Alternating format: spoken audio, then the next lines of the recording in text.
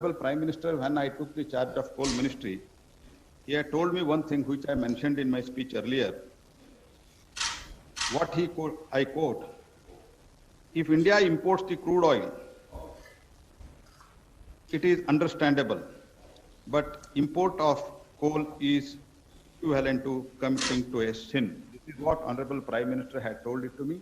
Taking that as a mantra, we have moved ahead, and now we are today in a historic day. Today is the historic day, and we will launch without any preconditions. We will launch coal mining of commercial auction. And now, I would request Honorable Prime Minister to bless us for the success of this event. As a most welcome you, sir. Kindly address us. धन्यवाद प्रहलाद जी। सबको नमस्कार। देश और विदेश में इस event में हिस्सा ले रहे सभी साथियों का बहुत बहुत स्वागत है। इतने चैलेंजिंग टाइम में इस तरह के इवेंट का होना, आप सभी का उसमें शामिल होना अपने आप में एक बहुत बड़ी आशा जगाता है, विश्वास का बहुत बड़ा संदेश लेकर के आता है। भारत कोरोना से लड़ेगा भी और आगे जीतेगा भी, आगे बढ़ेगा भी। भारत इस बड़ी आपदा को आपदा समझ करके रोते बैठने के पक्ष का नहीं है।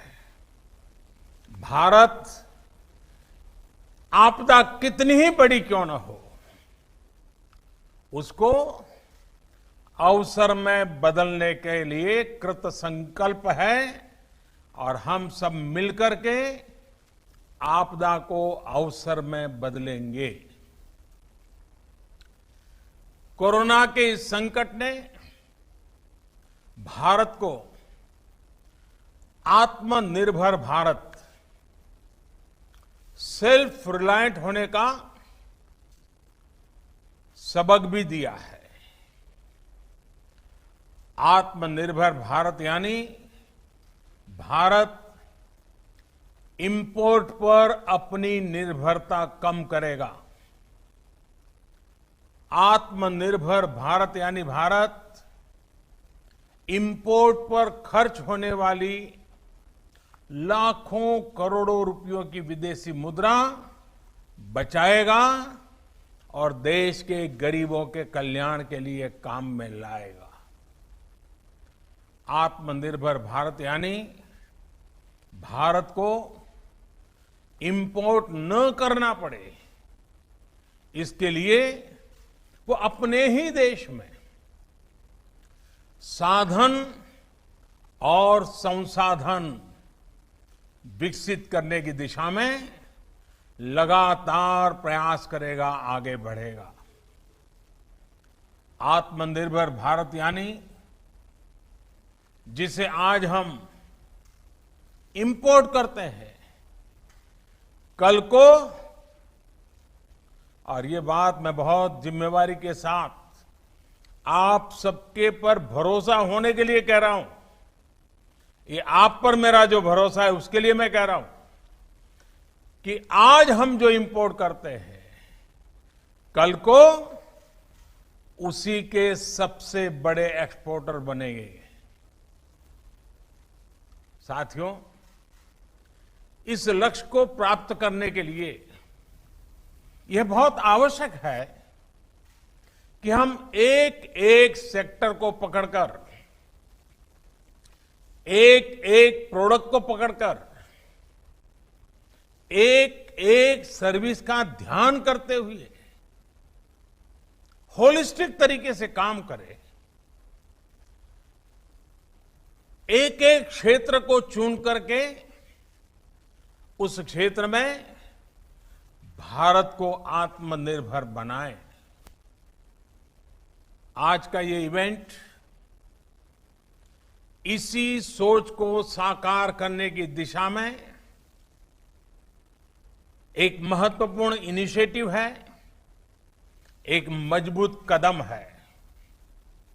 आज एनर्जी सेक्टर में भारत को आत्मनिर्भर बनाने के लिए, सेल्फ रिलायंट बनाने के लिए एक बहुत बड़ा कदम उठाया जा रहा है। ये कार्यक्रम सिर्फ कोल माइनिंग से जुड़े एक सेक्टर से जुड़े रिफॉर्म्स को जमीन पर उतारने का ही है, ऐसा नहीं है, बल्कि ये 130 करोड़ एस्पिरेशंस को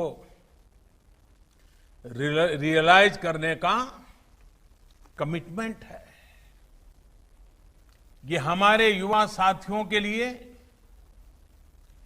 रोजगार के लाखों अवसर तैयार करने की शुरुआत है। साथियों, सेल्फ रिलायंस के संकल्प को सिद्ध करने के लिए जब पिछले महीने आत्मनिर्भर भारत अभियान की घोषणा हुई थी, तो कई लोगों को लगता था कि एक प्रकार से एक सामान्य सरकारी प्रक्रिया है। लेकिन महीने भर के भीतर ही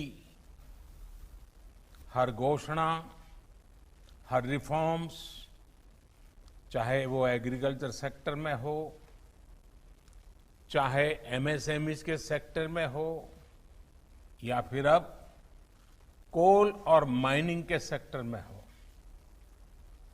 हर क्षेत्र में एक साथ अनेक प्रकार के कदम उठाए जा रहे हैं, निर्णय किए जा रहे हैं और निर्णयों को तेजी से जमीन पर उतारने के लिए हर कोई कोशिश कर रहा है। ये दिखाता है कि भारत इस क्राइसिस को अपॉर्चुनिटी में बदलने के लिए कितना गंभीर है, कितना कमिटेड है। आज हम सिर्फ कॉमर्शियल कोल माइनिंग के लिए ऑक्शन ही लॉन्च नहीं कर रहे हैं, बल्कि कोल सेक्टर को दशकों के लॉकडाउन से भी बाहर निकाल रहे हैं। कोल सेक्टर के लॉकडाउन का क्या प्रभाव रहा है, ये मुझसे भी ज्यादा आप सब लोग बेहतर तरीके से जानते हैं। सोचिए, जो देश कोल रिजर्व के हिसाब से दुनिया का चौथा सबसे बड़ा देश हो, जो दुनिया का दूसरा सबसे बड़ा प्रोड्यूसर हो, वो देश कोल का एक्सपोर्ट नहीं कर रहा है, बल्कि हमारा देश दुनिया का दूसरा सबसे बड़ा कोल इंपोर्टर है, कोल आयात करता है। बड़ा सवाल ये है कि जब हम दुनिया के लार्जेस्ट प्रोड्यूसर हैं, एक प्रकार से लार्जेस्ट प्रोड्यूसर के जो मेन ग्रुप है, हम उसमें से एक हैं। अगर ये सच्चाई है तो हम लार्जेस्ट एक्सपोर्टर क्यों नहीं हो सकते? और ये हम सबको अपने आप को पूछना है। और यही सवाल मेरे आप सभी को और करोड़ों भारतीयों के मन में भी हमेशा उठता रहा है। साथियों, हमारे यहां दशकों से यही स्थिति चल रही थी। देश के कोल सेक्टर को कैप्टिव और नॉन कैप्टिव के जाल में उलझा कर रखा गया था। इसको कंपटीशन से बाहर रखा गया था। ट्रांसपेरेंसी की एक बहुत बड़ी समस्या बार बार सामने आई है। ईमानदारी से ऑक्शन को छोड़िए, कोयला खदानों के अलॉटमेंट में बड़े बड़े घोटालों की चर्चा हर किसी ने सुनी है, हर समय हुई है, हर कोने में हुई है। इस वजह से देश के कोल सेक्टर में इन्वेस्टमेंट भी कम होता था और उसकी एफिशिएंसी भी हमेशा सवालों के घेरे में रहती थी। कोयला निकलता किसी राज्य में था, जाता सैकड़ों किलोमीटर दूर किसी अन्य राज्य के पावर प्लांट के लिए होता था, जबकि वे राज्य के पावर प्लांट्स कोयले का इंतजार करे रह जाते थे। यानी काफी कुछ मिसमैनेज था, अस्त व्यस्त था। साथियों,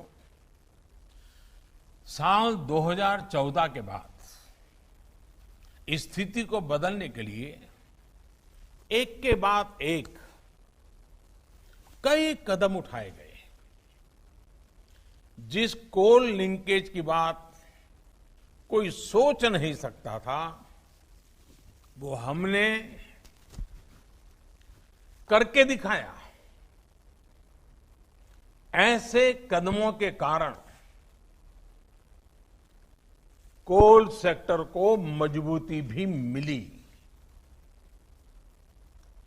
आज बड़े बड़े रिफॉर्म्स को एब्सॉर्ब करने की ताकत उसके अंदर आ रही है। अभी हाल में हमने वो रिफॉर्म्स किए जिसकी चर्चा दशकों से चल रही थी, आप लोग भी कर रहे थे, जो अपने आप को एक्सपर्ट कमेंटेटर मानते हैं, वे भी कर रहे थे। अब भारत ने कोल और माइनिंग के सेक्टर में कंपटीशन के लिए, कैपिटल के लिए, पार्टिसिपेशन और टेक्नोलॉजी के लिए पूरी तरह से खोलने का बहुत बड़ा फैसला लिया है। इसका भी ध्यान रखा गया है कि जो नए प्लेयर्स, प्राइवेट प्लेयर्स माइनिंग के क्षेत्र में आए, उन्हें फाइनेंस के कारण कोई दिक्कत ना हो, उसका भी ध्यान रखा गया है ताकि नए लोगों को प्रोत्साहन मिले। साथियों, एक मजबूत माइनिंग और मिनरल सेक्टर के बिना सेल्फ रिलायंस संभव नहीं है, क्योंकि मिनरल्स और माइनिंग हमारी इकोनॉमी के इंपॉर्टेंट पिलर्स हैं। अब रिफॉर्म्स के बाद अब कोल प्रोडक्शन, पूरा कोल सेक्टर भी एक प्रकार से आत्मनिर्भर हो पाएगा। अब कोयले के लिए बाजार खुल गया है। जिस सेक्टर को जब जितनी जरूरत होगी वो खरीदेगा। साथियों, जो रिफॉर्म्स के लिए और जो रिफॉर्म्स हमने किए गए हैं, उसका लाभ सिर्फ कोल सेक्टर को ही नहीं, दूसरे अन्य सेक्टरों पर भी पड़ेगा। जब हम कोल प्रोडक्शन बढ़ाते हैं तो पावर जनरेशन बढ़ने के साथ ही स्टील, एल्यूमिनियम, फर्टिलाइजर, सीमेंट जैसे तमाम दूसरे सेक्टर्स में प्रोडक्शन और प्रोसेसिंग पर भी सकारात्मक पॉजिटिव इंपैक्ट होता है। सौभाग्य से हमारे यहां कोल, आयरन, बॉक्साइट ऐसे कई मिनरल्स के रिजर्व्स एक दूसरे के बहुत नजदीक होते हैं, बहुत आसपास ही होते हैं। एक प्रकार से परमात्मा ने ही जैसे क्लस्टर बना करके रखा हुआ है हमारे लिए। ऐसे में हाल में ही मिनरल्स को लेकर जो रिफॉर्म्स किए गए थे वो कोल माइनिंग रिफॉर्म्स के साथ जुड़ जाने से ये बाकी सेक्टर भी बहुत मजबूत हो गए हैं। साथियों, कॉमर्शियल कोल माइनिंग के लिए आज जो ऑक्शन की शुरुआत हो रही है वो हर स्टेक होल्डर्स के लिए विन विन सिचुएशन है। इंडस्ट्रीज को, आपको, अपने बिजनेस, अपने इन्वेस्टमेंट के लिए हम नए रिसोर्सेज मिलेंगे, नया मार्केट मिलेगा। इसके साथ ही राज्य सरकारों को बेहतर रेवेन्यू मिलेगा। देश की एक बड़ी आबादी को रोजगार मिलेगा। एक प्रकार से गरीबों की सेवा का काम कोयले से भी हो सकता है, इसका विश्वास पैदा होगा। यानी हर सेक्टर पर एक पॉजिटिव असर देखने को मिलेगा। और मैं जो फील कर रहा हूं, इसके कारण हमारे देश के गरीब इलाकों के और गरीब लोगों के सबसे ज्यादा आशीर्वाद हम सबको मिलने वाले हैं। साथियों, कोल रिफॉर्म्स करते समय इस बात का भी ध्यान रखा गया है कि एनवायरनमेंट की रक्षा का भारत का कमिटमेंट कहीं से भी कमजोर न पड़े। कोल से गैस बनाने के लिए अब बेहतर और आधुनिक टेक्नोलॉजी का हम प्रयोग करना चाहेंगे और टेक्नोलॉजी आ पाएगी। कोल गैसिफिकेशन जैसे कदमों से एनवायरनमेंट की भी रक्षा होगी। कोयले से बनने वाली गैस का उपयोग ट्रांसपोर्ट और कुकिंग के लिए हो पाएगा। यूरिया और स्टील मैन्युफैक्चरिंग से जुड़े उद्योगों को प्रमोट करेगा।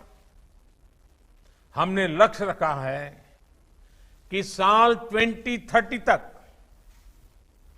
2030 तक, यानी कि इस दशक में करीब 100 मिलियन टन कोल को गैसिफाई किया जाए।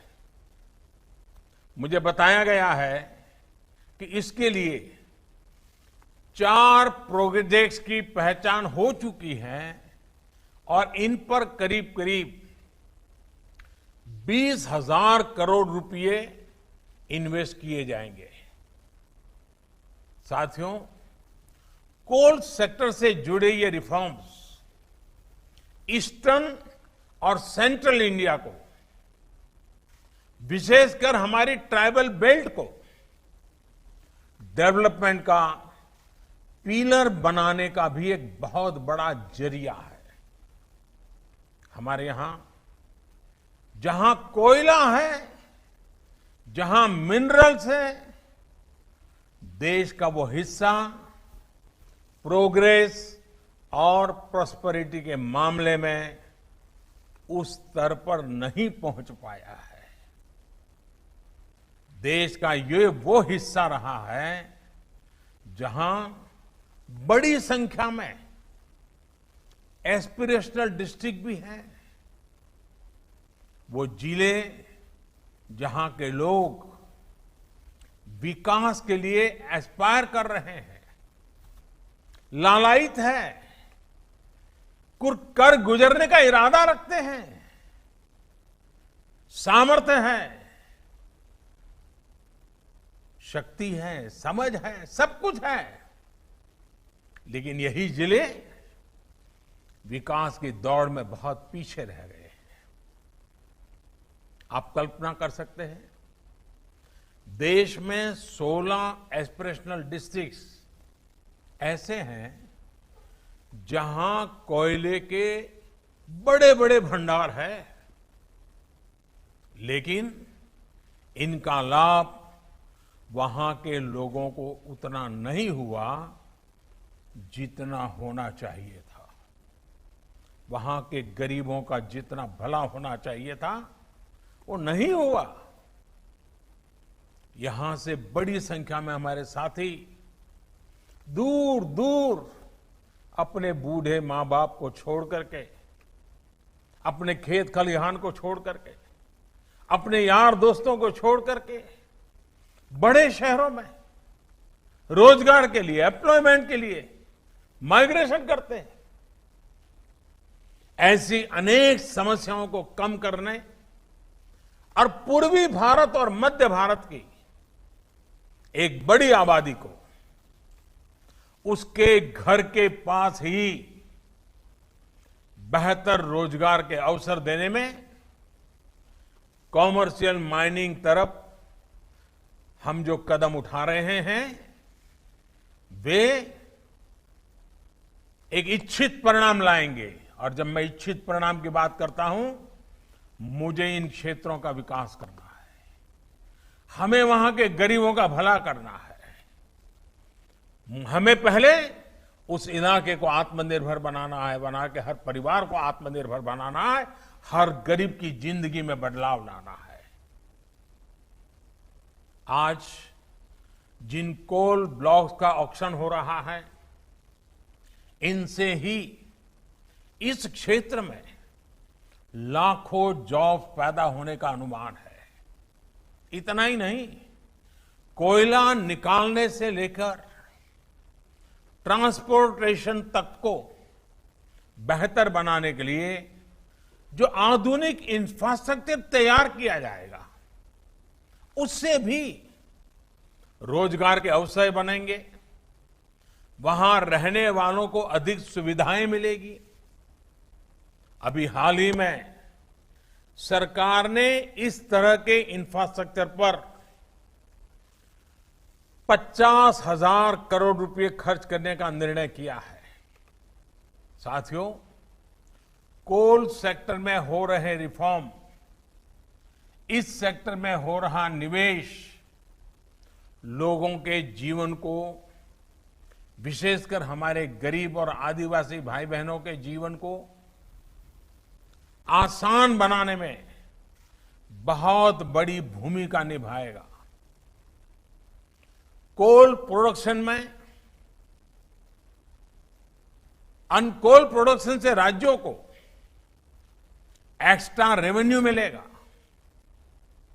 उसका इस्तेमाल वहां की जन कल्याण योजनाओं में होगा, उस राज्य के विकास में होगा। इसके साथ ही राज्यों को डिस्ट्रिक्ट मिनरल फंड, उससे भी बहुत मदद मिलने वाली है और ये मदद जारी रहेगी। इस फंड का बड़ा हिस्सा कोल माइनिंग के आसपास के इलाकों में जरूरी सुविधाओं के विकास में लगाया जा रहा है। वहां के लोगों की जिंदगी, ईज ऑफ लिविंग, उनको जीने के लिए जूझना न पड़े, उन्हें सरकारों के साथ जद्दोजहद न करना पड़े, वो आत्मसम्मान से जिए, वो आत्मनिर्भर होकर के जिए। यानी जहां संपदा है वहां रहने वालों में संपन्नता भी हो। इस लक्ष्य को लेकर हम आगे बढ़ रहे हैं। आज उठाए जा रहे ये कदम इस लक्ष्य को हासिल करने में बहुत मददगार सिद्ध होंगे। साथियों, ये ऑक्शन ऐसे समय में हो रहा है जब भारत में बिजनेस एक्टिविटी तेजी से नॉर्मल हो रही है। कंजम्पशन और डिमांड बड़ी तेजी से प्री कोविड लेवल की तरफ आगे बढ़ रहे हैं। ऐसे में इस नई शुरुआत के लिए इससे बेहतर समय हो ही नहीं सकता। पावर जनरेशन हो, कंजम्पशन हो, पेट्रोलियम प्रोडक्ट्स की डिमांड हो, इनमें मई के आखिरी और जून के पहले हफ्ते में तेजी से बढ़ोतरी हुई है। इसी तरह अप्रैल की तुलना में ई वे बिल्स उसमें करीब 200% का बड़ा उछाल देखने को मिला है, 200%। जून में टोल कलेक्शन भी फरवरी के कलेक्शन का 70% तक पहुंच चुका है। मई के महीने में रेलवे फ्रेट टैरिफ उसमें भी अप्रैल की तुलना में 26% की इंप्रूवमेंट दर्ज की गई है। अगर टोटल डिजिटल रिटेल ट्रांजैक्शंस उसकी बात करें तो उसके वॉल्यूम और वैल्यू दोनों में वृद्धि होनी शुरू हुई है। साथियों, रूरल इकोनॉमी भी अपनी स्पीड पकड़ना शुरू कर रही है। इस बार खरीफ क्रॉप का एरिया पिछले साल के मुकाबले 13% से ज्यादा है। इस वर्ष गेहूं का प्रोडक्शन और प्रोक्योरमेंट दोनों बढ़ा है। पिछले साल के मुकाबले अभी तक गेहूं का 11% से ज्यादा प्रोक्योरमेंट किया जा चुका है। मतलब ये कि किसानों की जेब में भी इस बार ज्यादा पैसा पहुंचा है। ये जितने भी इंडिकेटर्स हैं, मैंने बहुत ज्यादा समय लिया नहीं, कुछ कम गिनाए हैं। ये जितने भी इंडिकेटर्स हैं वो दिखा रहे हैं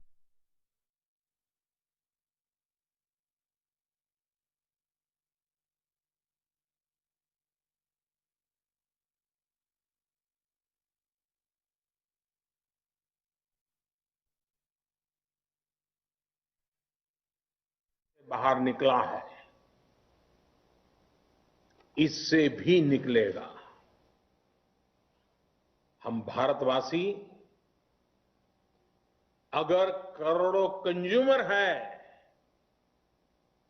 तो ये न भूलें कि हम भारतवासी करोड़ों प्रोड्यूसर भी हैं।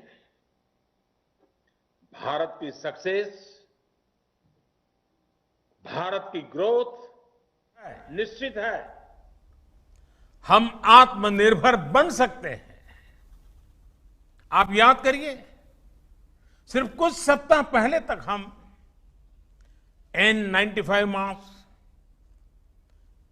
कोरोना की testing kit, personal protective equipment PPE, ventilator, अपनी जरूरत का ज्यादातर हिस्सा हम बाहर से मंगाते थे। अब भारत अपनी डिमांड को मेक इन इंडिया से पूरी कर रहा है। इतना ही नहीं, बहुत जल्द हम महत्वपूर्ण मेडिकल प्रोडक्ट्स के एक्सपोर्टर भी बनेंगे। आप अपना विश्वास, अपना हौसला बुलंद रखिए। हम सब मिलकर के ये सपने साकार कर सकते हैं। हम आत्मनिर्भर बन सकते हैं और ये हम सबका संकल्प है। 130 करोड़ देशवासियों का संकल्प है। हमें आत्मनिर्भर भारत बनाना है और हम आत्मनिर्भर भारत बना सकते हैं। सेल्फ रिलायंट इंडिया की जो जर्नी 130 करोड़ भारतीयों ने शुरू की है, आप भी उसके भागीदार हैं। आप नेतृत्व करने के लिए आगे आइए। जीवन में ऐसे मौके बहुत कम आते हैं जब कुछ कर करके इतिहास को मोड़ देने की मौका आ जाता है। आज भारत के उद्योग जगत को, आज भारत के व्यापारी जगत को, आज भारत के सर्विस सेक्टर को लीड करने वाले लोगों के लिए इतिहास को बदलने का मौका आया है। इतिहास की दिशा बदलने का मौका आया है। भारत के भाग्य को बदलने का मौका आया है। हमें इस मौके को जाने नहीं देना है। हमें इस अवसर को छोड़ना नहीं है। आइए भारत को आगे बढ़ाएं, भारत को आत्मनिर्भर बनाएं। साथियों, आज मुझे आपके बीच आने का मौका मिला। मामला तो कोयले का है, हीरे के सपने देख करके चलना है। एक बार फिर आप सभी को इस अहम शुरुआत के लिए, कोल सेक्टर के इस अहम पड़ाव के लिए मेरी तरफ से बहुत बहुत शुभकामनाएं हैं। मैं विशेष रूप से मंत्रिपरिषद के मेरे साथी प्रहलाद जोशी जी को और उनकी टीम को बहुत बधाई देना चाहता हूं, क्यों उन्होंने इस लॉकडाउन पीरियड का इतना उपयोग किया। पूरे डिपार्टमेंट के हर बारीकियों का अध्ययन किया। देश के लिए नया क्या कर सकते हैं, नए तरीके से क्या कर सकते हैं, उन्होंने एक बहुत बड़ी लीडरशिप दी है। मैं प्रहलाद जी को,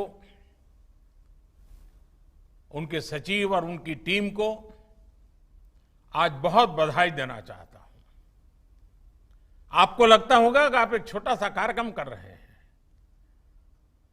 प्रहलाद जी, मुझे नहीं लग रहा है, मैं तो देख रहा हूं कि आप आत्मनिर्भर भारत के लिए एक मजबूत नींव आज डाल रहे हो और इसलिए और आपकी टीम बहुत बधाई के पात्र है। उद्योग जगत के जो साथी आज यहां मौजूद है, उनको मैं फिर से एक बार विश्वास दिलाना चाहता हूं, मैं आपके साथ हूं। देश हित के हर काम में आप 2 कदम चलिए, मैं 4 कदम चलने के लिए आपके साथ हूं। आइए हम मिलकर के इस अवसर को जाने न दें। फिर एक बार आप सबको बहुत बहुत शुभकामनाएं, बहुत बहुत धन्यवाद।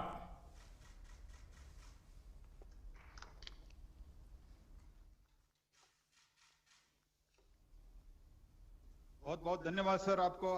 आपने हमारा, you have inspired us and इसके कारण हमको पूरा विश्वास है कि ये कमर्शियल कोल माइनिंग और आगे भी हम कुछ इसमें बहुत तेजी से बदलाव और भी जारी कर रहे हैं और इसमें बहुत बड़ा इन्वेस्टमेंट भी हम करवा रहे हैं आपके लिए। आज इसके लिए भी मैं आपका आशीर्वाद चाहते हुए आपको बहुत बहुत धन्यवाद सर। थैंक यू भैया।